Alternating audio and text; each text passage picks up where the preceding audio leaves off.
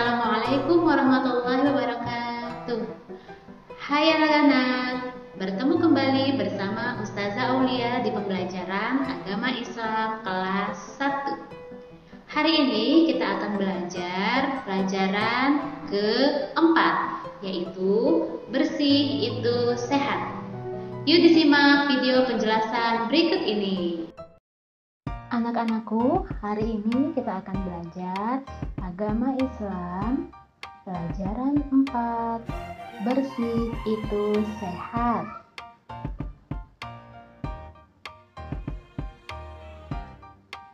Tujuan pembelajaran kita hari ini yang pertama, menyebutkan arti bersuci. Yang kedua, menyebutkan macam-macam bersuci. Yang ketiga, mempraktikkan tata cara bersuci. Lalu, apa itu bersuci? Bersuci disebut juga dengan toharoh. Toharoh artinya membersihkan dan menyucikan badan, pakaian, dan tempat dari najis.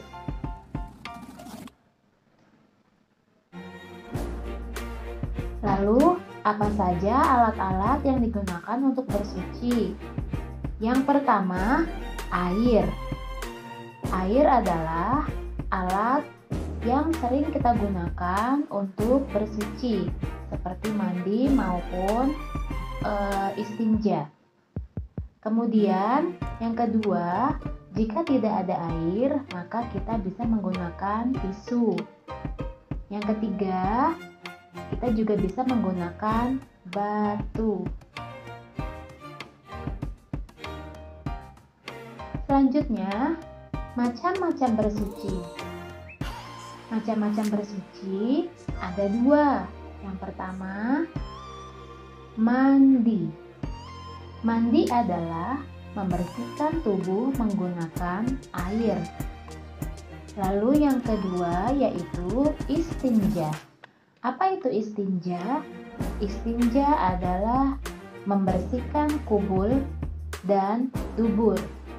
Kubul adalah kemaluan bagian depan, sedangkan dubur adalah kemaluan bagian belakang.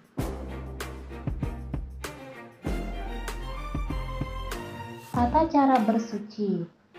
Tadi sudah disebutkan, bersuci itu terbagi menjadi dua, yaitu mandi dan istinja. Sekarang kita akan membahas masing-masing dari kedua hal tersebut ya. Yang pertama, tata cara mandi. Tata cara mandi yang pertama yaitu membaca basmalah. Baca basmalahnya di dalam hati ya. Kemudian yang kedua, basahi seluruh badan dengan air. Yang ketiga, gunakan sabun mandi secukupnya saja. Tidak usah banyak-banyak dan tidak usah berlebihan.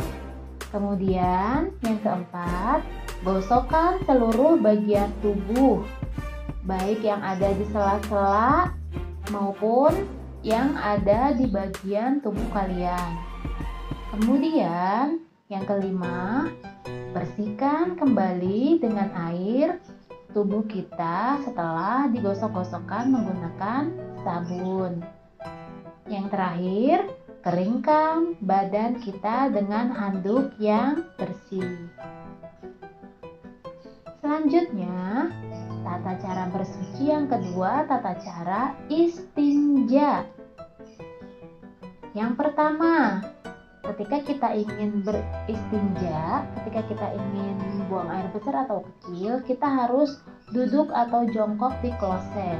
Kalau kalian menggunakan WC duduk, maka duduk. Jika menggunakan WC jongkok, maka jongkok.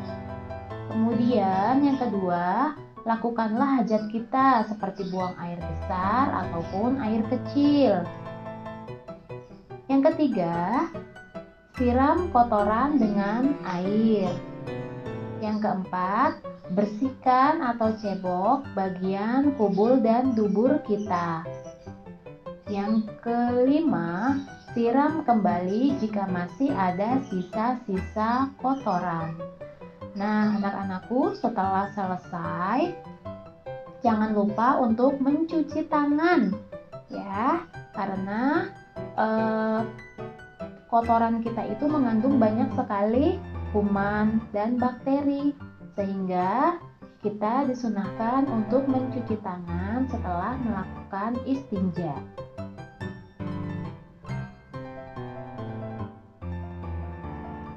Selanjutnya, sebagai umat Islam dan sebagai anak muslim yang saleh dan salihah, kita harus menerapkan perilaku hidup bersih dan sehat. Anak muslim harus bersih dan suci, baik pakaian, tubuh maupun tempat. Karena bersih itu sehat dan bersih itu sebagian dari iman. Sebagaimana sabda Rasulullah SAW yang menyebutkan at-tahuru syatrul iman, kebersihan itu sebagian dari iman. Nah, Rasulullah sangat menganjurkan umatnya untuk berperilaku hidup bersih dan sehat. Lalu, bagaimana perilaku hidup bersih kita?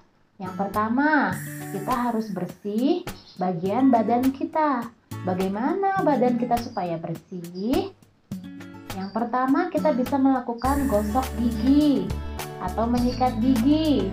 Menyikat gigi disunahkan setelah makan dan sebelum tidur. Yang kedua, kita disunahkan juga untuk mandi. Mandi di Indonesia biasanya dilakukan tiap hari, yaitu sehari 2 kali, pagi dan sore. Kemudian yang ketiga, mencuci tangan setelah melakukan istinja atau buang air besar dan kecil ataupun sebelum makan. Yang keempat, kemudian memotong kuku. Nah, selanjutnya perilaku hidup bersih berikutnya yaitu pakaian yang bersih. Pakaian yang bersih bisa kita gunakan sehingga nyaman di tubuh kita. Nah, cara membersihkan pakaian yang pertama pasti dengan mencuci pakaian tersebut. Kalian bisa mencucinya secara manual maupun menggunakan mesin cuci. Kemudian setelah dicuci, pakaian tersebut dijemur di bawah terik matahari supaya cepat kering. Kemudian setelah itu pakaian disetrika agar terlihat rapi, bersih, dan wangi. Selanjutnya yaitu perilaku hidup bersih yang ketiga yaitu tempat yang bersih.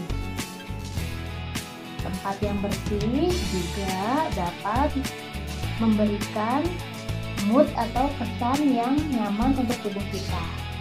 Kalau tempat kita bersih, maka kita akan lebih mudah ataupun lebih nyaman dalam melakukan semua aktivitas.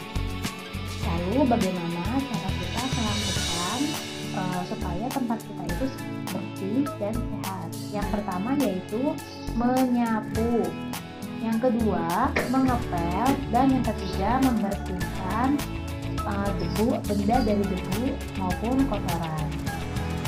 Alhamdulillah, selesai pembelajaran kita hari ini. Semoga Allah mudahkan kita untuk selalu berperilaku hidup bersih dan sehat.